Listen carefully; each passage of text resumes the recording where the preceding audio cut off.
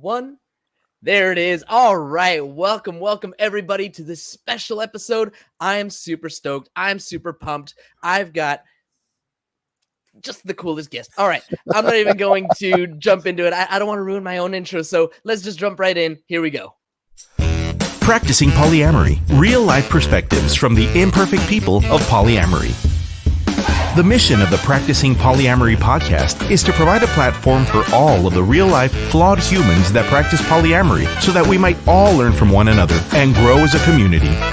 Enjoy the show. All right. We're back. It is a beautiful Thursday afternoon. We're here for this special day. If you are joining us for the first time today, just want to say welcome and thank you for tuning in. And if you've been here for a while, then you already know that we are live on Facebook, YouTube, Twitter, and Twitch every Monday, Tuesday, and Wednesday, and sometimes on Thursdays. 3 opportunities every week for you to ask questions. So if you have any questions about your relationships, or if there's a topic you'd like to hear discussed on the show, slide into my DMs and let me know, or leave a comment while we're recording live. Follow the show on all social media platforms at Practicing Polya. Let me know what it is that you want us to talk about. And as always, I want to remind you, if you're listening to this podcast, you are a welcome guest to be on the show. None of us are perfect, and we're here to share our imperfect stories, because the more stories we share, the more others will see us in themselves, and the more representation we have, the more we can strengthen our community. So go to practicingpolyamory.com, sign up to share your imperfect story too. All right, that's my spiel. Now, ladies and gentlemen, let's get on and introduce our guest. Our guest today really needs no introduction, as he is perhaps the leading voice in the polyamorous community when it comes to creating inclusive spaces and exploring the intersectionality of race and polyamory. Our incredible guest is driven by a desire to change the way our lives and communities are viewed, and he's spent the last several years creating the most diverse and inclusive platform for members of the polyamorous community to share their stories. Knowing that his work is far from over, our guest has extended his project into nationwide speaking engagements, and in addition to writing the cornerstone book on race and polyamory, he's continuing to write stories that span across universes and create representation for the marginalized people in ours. I'm so excited to chat with someone who's opened the eyes of so many people, including my own, to the inherent problems that need to be addressed in our communities every single day. Joining us today from Poly Role Models and Unfuck Your Polyamory, author of Love's Not Colorblind and the For Hire series, welcome to the show, Kevin A. Patterson.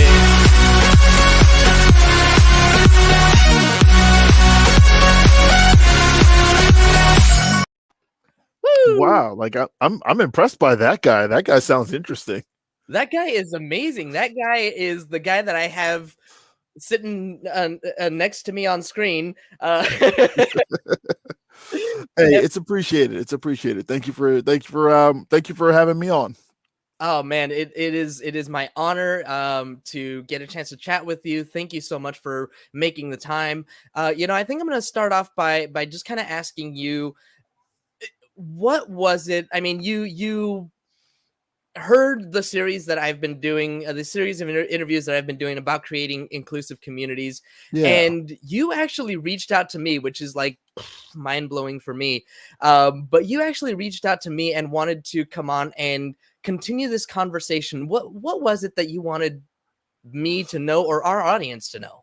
There was you had Olivia Fermi on, and I got tagged on Instagram. So I was like, okay, well, somebody's reading my book. Let me see what's going on there. Because like, although I get sort of treated like an internet celebrity, I always feel like I'm shouting into the void. So when somebody tags me, I'm always interested. When someone's like, hey, we're going to use this book for a book club, I'm always interested. Like, I always want to see what the conversation is. So I watched both videos, and actually I just finished watching your most recent video where you were speaking about like you sort of embracing your heritage, and like I wanted to take part in that conversation. Yeah, well, thank you so much for doing so. What was it about those conversations that stood out to you that you wanted to address? Honestly, the thing that I wanted to reach out about the most was, you had said in one of those videos that you see it as like victims or victors, and that you don't see yourself as a victim. And I remember hearing that and feeling like I was kind of shocked by it. It was really upsetting when I heard it, and like I wanted to kind of like I wanted to talk about that and like sort of a lot of the stuff surrounding that. Sure. So I guess I'll give you my perspective on that. And it comes from, I think I have this mentality of either I create my reality or it's created for me. Right. When it comes to victims versus victors, I'm not the type of person that just lets life happen to me. I make life happen. And so that's what I mean by not wanting to play the victim, not wanting to be the victim.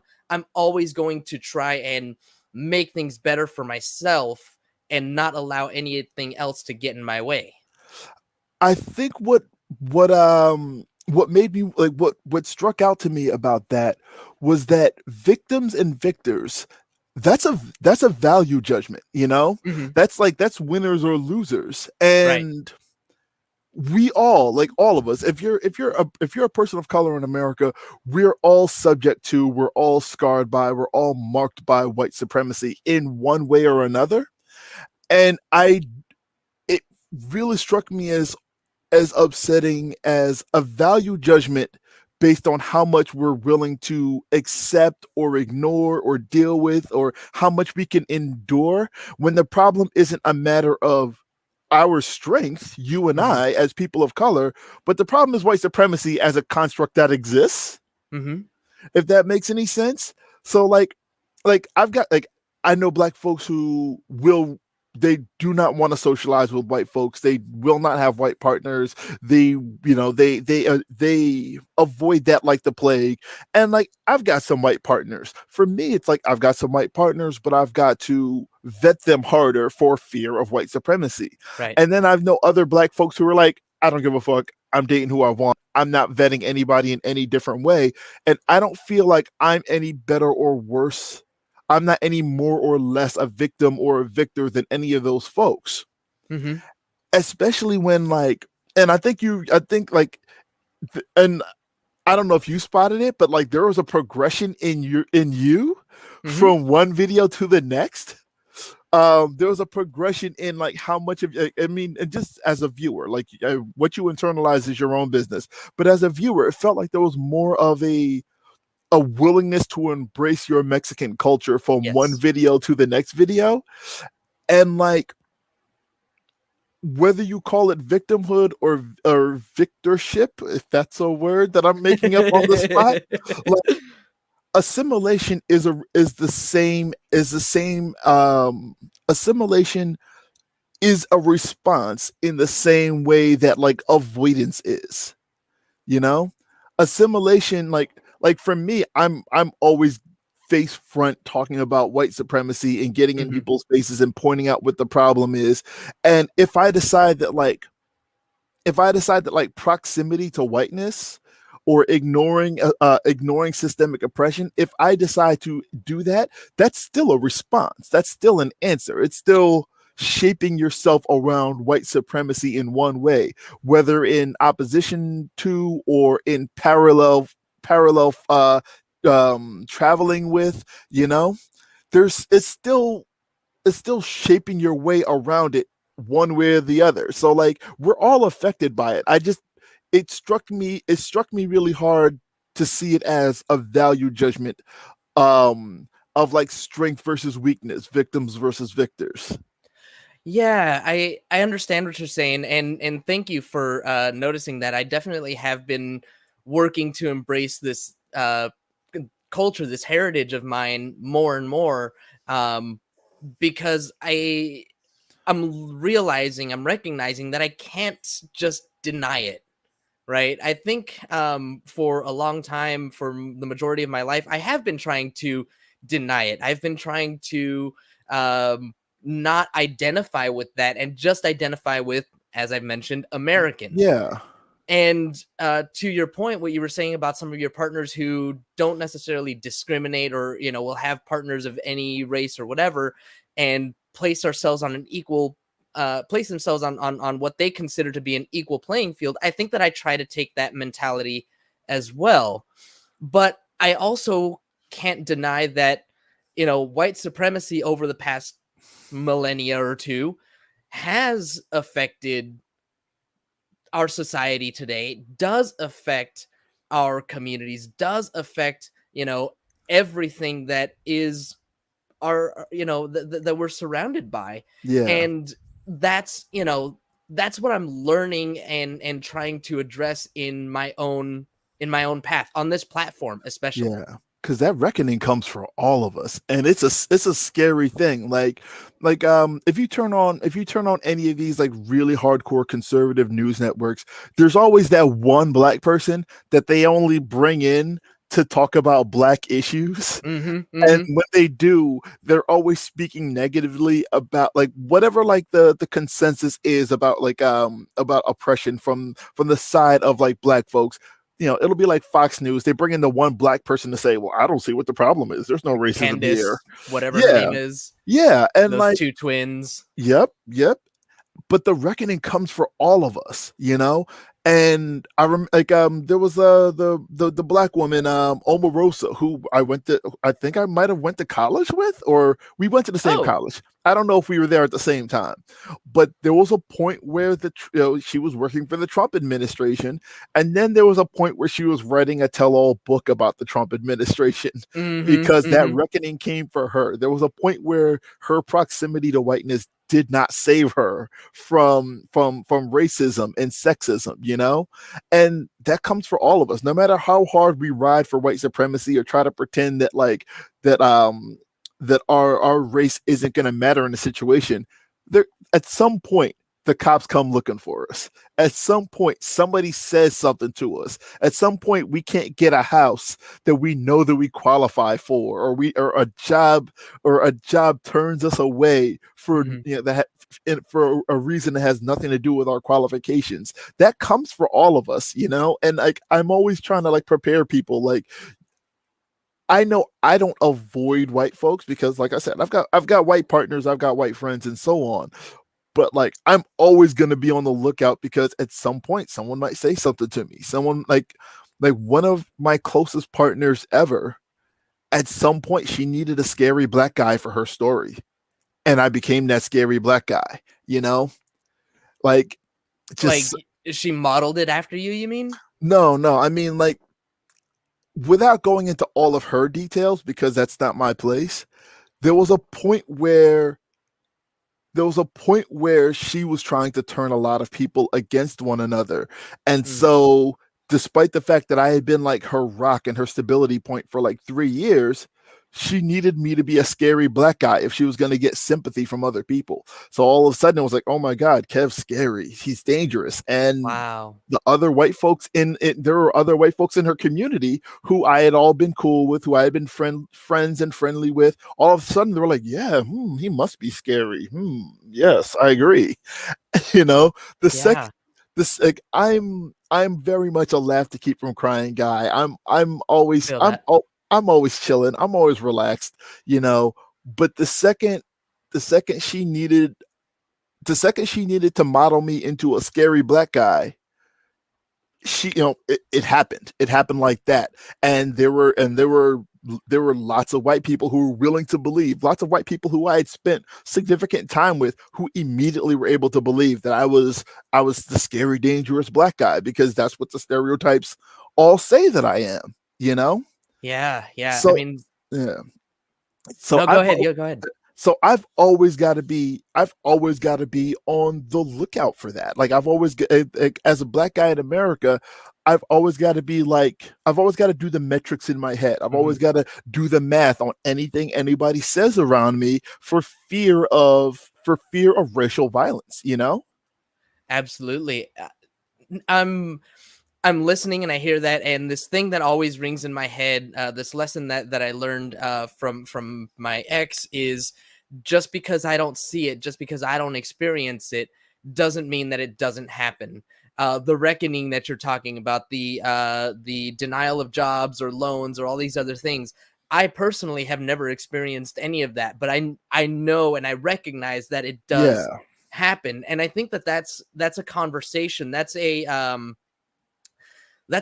stopping point for a lot of folks, people Yes. that will, support the Trump administration, for example, right? And be like, oh, he's saying this or that, about Mexicans and whatever, but he's not racist. He hires, all kinds of people, Yeah. like those are people that just that almost, I want to say, stick their head in the sands and say, I don't see it, so it doesn't exist. And that's sort of why I wanted to like talk about the victors versus victims part of that, because a lot of folks who have never seen racism in their own lives, we all want to be the heroes of our own stories, all of us, Yes. every single one of us. So like I've known Black folks who have just for somehow have avoided racism, and they feel like they've done something right, to avoid it. It's not that racism doesn't, it's not that whether racism exists or not. It's if you do what I've done in my life, if you succeeded in the way that Yes. I've succeeded, Okay. you could avoid all of these pitfalls, when really it's just that white supremacy exists, and through the grace of God, we're able to slip through the fingers.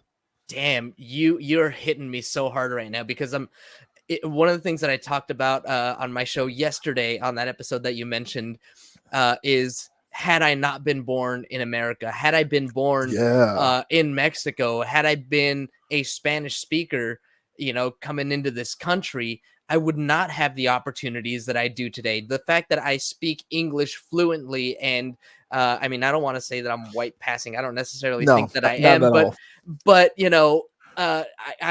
I'm well spoken, I guess, and I can have these conversations. I can find myself in a crowd of white people and feel comfortable.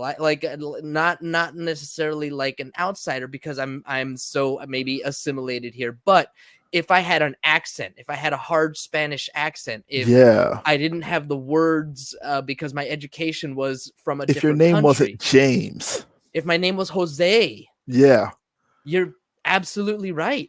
Because I remember, It's I don't totally remember the different. name of the guy, but there was a guy who would like change his resume from like Jose to like Joe. And the amount of job offers and job interviews he got like skyrocketed from that point forward. Like my name is Kevin, so like that's something that if my name was Kareem, that's a different story. And like I hate it, but like that factored in when my wife and I were naming our own kids. And granted, we named our kids after comic book characters, but like that was part of the factor, And that speaks to that victim versus victor. It's not necessarily anything that I've done.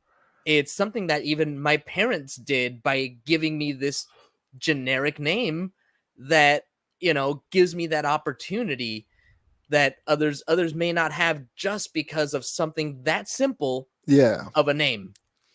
Like I'm here speaking to you, and I'm recognized as someone like who's like I never call myself an expert, because I feel like all I do is ever really talk about myself, but like people see me as an expert on the subject.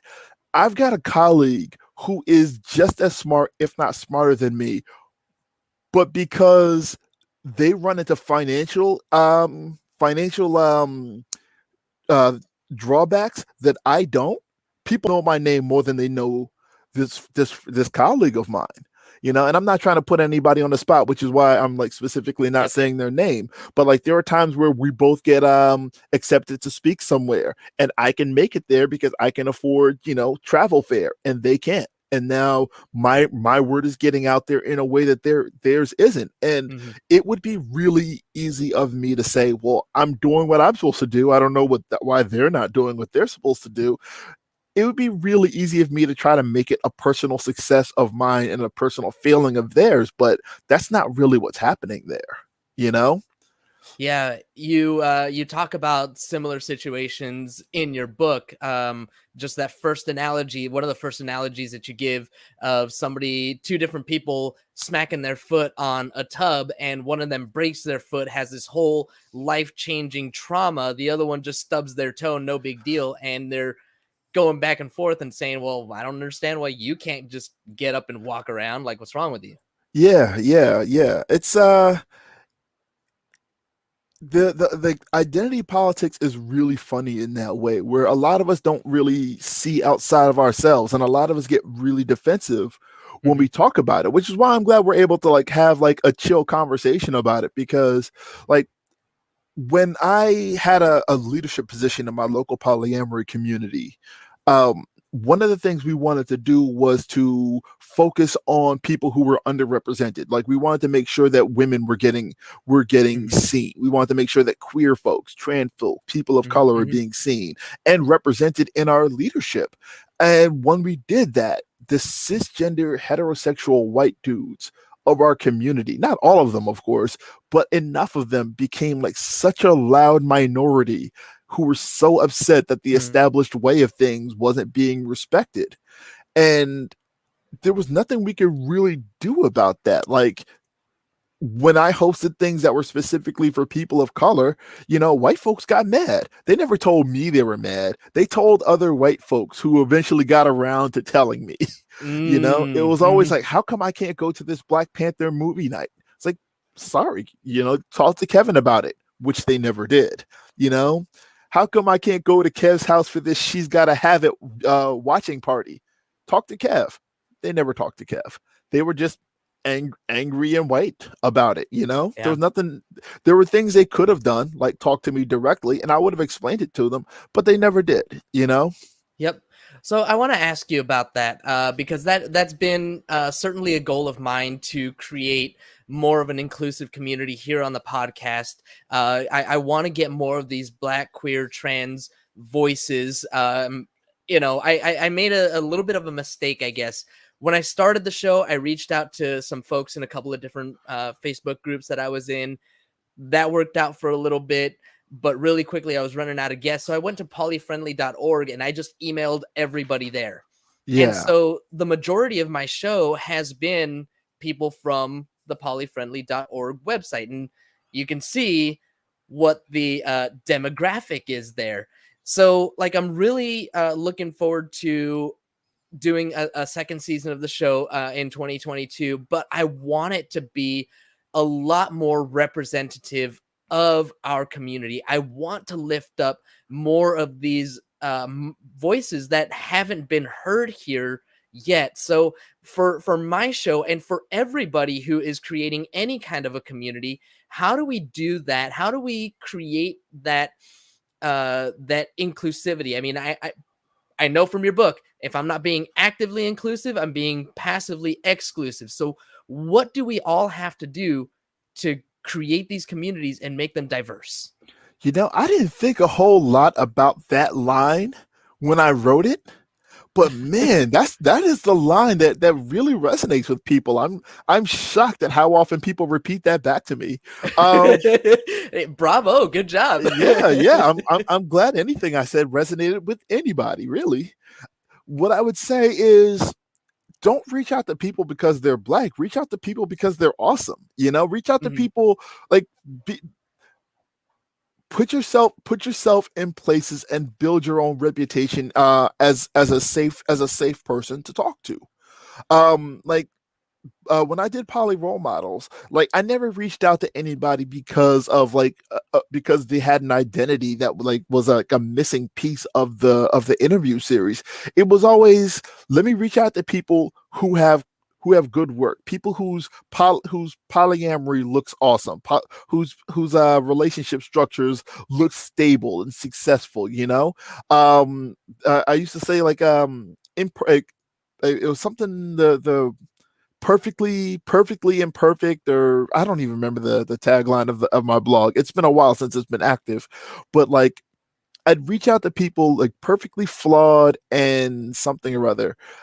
I'd reach out to people who looked like they knew what they were doing and looked like they were mhm, having a good time. And I could find those people in so many different places that I wouldn't get like a who's who of white folks. And not just that, but I'd always ask people, who are you inspired by? Who are you Oh, into? nice. So when I'd reach out to say Ron Young, who was like the president of the organization Black and Poly, Ron Young, like he was in the blog, and then he was able to say, like, hey, I know these 2 or 3 people who inspire me, or these 2 or 3 people who I learned from or who I like, you know? And next thing you know, I was able to get several people from Black and Poly into the interview series. And like poly role models, I don't know if it still is, but it was like when I was hosting, it was one of the most inclusive displays of polyamory anywhere. And not because I was trying particularly hard for that, it was just the bar was really low. And just being able to like meet and befriend people in these spaces, I could trust them to have a good story to tell, and they could trust me to be able to portray it without bias. Yeah, I definitely want to make sure that I don't, how did you say it? Don't reach out to people specifically to fit an identity or anything like that. I definitely don't want to do that. But whether it's for my podcast or for our, in-person communities that anybody might be creating, we do want to make sure to reach out to specific marginalized people to create this space where everybody can meet. I mean, at least that's what I'm gathering, because the way that I'm thinking about it is, if we don't specifically reach out, like if I don't go specifically, let's say, to a Black and Poly group or something similar to try and get Black voices on the show, I'm going to wind up in the same situation that I had this season, where I get a whole bunch of white people on the show. I think you should focus on the idea that if you're in a space that's all white, why are you in that space? You know, if you're someone who has a platform, if you're a thought leader, if you're an educator in these spaces, why would you want to be in a space that's all white? Where for me being in Black and Poly groups isn't about finding people for my interview series, and it wasn't even about me being Black. It's I'm polyamorous. I can exist in multiple communities, and I want to exist in multiple communities. I want to learn about multiple communities, not just for the sake of my work, but for the sake of myself and the sake of my soul, Yes. and understanding what more is there. Where I identify as queer now. When I started this work, I didn't. I identified as straight, but I was still in a lot of queer-friendly, sex-positive spaces, not because I needed anything from those spaces particularly, but because I wanted to sit back and see what what this was about. I wanted to absorb a culture that I wasn't a part of. And then like when my own attraction started to move around and queer sounded more authentic than straight, I was already in those spaces, and I already sort of understood a little bit of the language, a little bit of the culture. But that was like the reason I was there was because I wanted to see what how other people were doing, what I could learn, not for a blog, but for myself, Yes, absolutely. And I totally agree with that. And that resonates a lot with me, because it is about, for me, I mean, yes, I want to interview people on the show. Yes, I want to keep doing this, and I want to keep doing this work. I want the voices that speak here to be diverse. One of my goals with this was for a lot of different people to be able to identify with the folks that I wind up talking to. So like, that is, I guess, an ulterior motive, if you will. But my main motive, my main, mission is, for me, it really is to sit down and just learn about different people and talk to different people and hear different voices. And, it expands me. It helps me grow, Yeah. especially like, this series that I've been doing, where I get to even just explore my own heritage through learning about everyone else's. which has been actually really interesting to watch. Like from video one to the most recent video before this one we're doing right now, it's been really interesting to watch. Like I actually just got a chance to be like knee deep in Mexican culture, and like one of my partners is Mexican, and they took me out to where they grew up in Dallas and San Antonio as part of their grandfather had a birthday party, and so we went down there to be a part of the family. And like being knee deep in Mexican culture was really fantastic. I ate real good that weekend. Yeah, You you know, did. I got to hang out and listen to mariachis really go for it. You Uh-huh, know, uh-huh. and what was amazing to me was how similar this family felt like the way my own Jamaican family feels. You know, I'm talking with my partner's uncles, and I'm like, these feels like my uncles. You know, I'm talking like I met my partner's grandmother, and I'm like, this is that grandma feel that I get from my own, rest in peace, my own grandmother. And so just being able to be a part of that. So like, is it my culture? No, but like I got a lot out of that. And so when you were saying that you don't really identify with your own Mexican culture, I was kind of sad for you, because I'm like, it's fantastic. It's such a fantastic culture. From the outside looking in, you get a better window to it than I do. I have a lot to learn about my own culture. I have a lot of digging in to do to really be able to take pride in it. Because like I said yesterday, the Mexican culture that I saw as a kid was just the dirty, Tijuana Yeah, border and all that stuff. I blood really in, didn't. blood out. Yeah, great movie still. Yeah, no, I just watched it a couple of years ago. Yeah, it's a good one. But but now, having even you talking about like mariachi music, that's even something that, I have an opportunity to dig deeper in and really take pride in what it means to be Mexican, what really, like, the real heritage and the real culture that's available to me that I still can learn about. Um Kevin, this Now, has been. Oh, go ahead, please. something else that really came to mind in what you were saying is that, like, okay, so my family is West Indian. My mother's from Jamaica, my dad is from Guyana. A lot of the black folks who I've encountered, I'm a first generation American. And I went to Howard University, which is a historically black college, and a lot of the black folks that I'd meet were descendants of the American South. So Hmm. their version of blackness looked different than my version of blackness. Interesting. And which would cause, like, which would cause like some sort, like sometimes it would cause like some sort of conflict where I would be seen as not black enough in some circles and overly black in other circles. And I know and know of enough black folks who have been told that they're not black enough, who then rejected blackness as a result.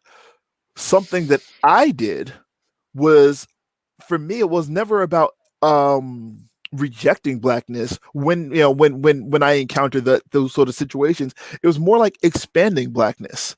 Like even with polyamory, where, like, if I tell, like, if I'm in black centered spaces and I mention my polyamory, there's always going to be at least one person that says, but isn't that white people shit?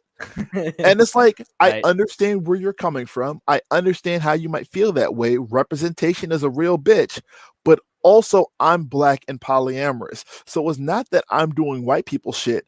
I'm expanding what black people shit looks like, you know? And the same can be true for you and your Mexicanity, in that, like, it's not that you're avoiding Mexican shit. You're expanding what it looks like, you know? You being brown, it can be as valid as Danny Trejo's brown being brown. Right. It could just look different, and it can expand what the range is. I love it. I love it. Wow. Kevin, thank you so much for that, for um I guess giving me permission to just be me and embrace who I am. And I don't know, I guess love what Mexican means to me. Yeah. You gotta edit how you feel about that food though. Not because of like Mexican culture, just because it's such good food. Oh no! I've grown up. Okay, I love okay. tamales now. I love pozole. Still not a big fan of menudo, but I can tolerate it at least. I've got a dozen tamales in my freezer right now that I brought back from San Antonio. Nice. You enjoy those. Kevin, before we head off here, is there anything that I missed? Anything that you wish that I had asked you? Any last things, final thoughts you want to leave for the audience? No, we covered everything that I had written down. Perfect. Then in that case, if people want to get in touch with you, if people want to chat with you, if people want to reach out to you, what's the best way for them to do that? I'm Poly Role Models on everything. I'm Poly Role Models on Instagram, Facebook, and Twitter. And I'm not on Tumblr very often, but I'm still Poly Role Models on Tumblr. My books are available digitally anywhere books are sold. You can check out kevinapatterson.com for that. And I teach classes with Dr. Liz Powell at unfuckyourpolyamory.com. Can you tell me a little bit about those classes right quick? Well, Dr. Liz and I, like, we both have some like really well respected books, and they're really great because Dr. Liz has like a very academic background, and I've got more of a conversational tone. But we teach classes. We have right now available like a 6-week webinar. It's an online webinar. You can watch it anytime you want, but it covers like 101 beginner stuff. It covers metamor relationships, setting boundaries. It covers power dynamics, whether by way of like kink power dynamics or identity power dynamics, because both of those are two different things, but both are really important to talk about. It goes from like 101 to 601 level topics, and it's pay as you go, or not pay as you go. It's pay what you can. At unfuckyourpolyamory.com. Like, the suggested price is $300 because it's 6 hours worth of content that you can keep and watch whenever you want. But if you can't afford $300, you can come in under that number and get that as well. And that's more about that creating that inclusivity that you always talk about. Absolutely. Kevin, once again, thank you so much for taking the time. It has been such an honor, such a pleasure to get to chat with you. I really appreciate you hanging out with me today. Hey, thanks for having me on. I had a good time. Of course. And as always, thank you to our live audience for tuning in. As a reminder, when we're live, you get no commercial interruptions, but the same can be said for the podcast download. So if you want to avoid the commercial interruptions, be sure to catch us live Monday through Wednesday, 2:30 Pacific time, right here on Facebook, YouTube, Twitter, or Twitch, or sign up for our Patreon, where you'll get access to our commercial-free RSS feed and support the show. Don't forget to subscribe on YouTube, wherever it is that you download your podcast if you haven't already, and please leave us a review. We'll really appreciate it. That is all we've got for you all today. Thank you as always. Thank you again, Kevin. And until next time, until next week. Have a nice day. Thank you for tuning in to the Practicing Polyamory podcast. Would you or someone in your polycule like to be a guest? Sign up at practicingpolyamory.com and join the conversation. Please support us by subscribing, liking, and following us on social media at Practicing Polya by clicking any of the affiliate links on our website, or by subscribing at patreon.com/practicingpolya.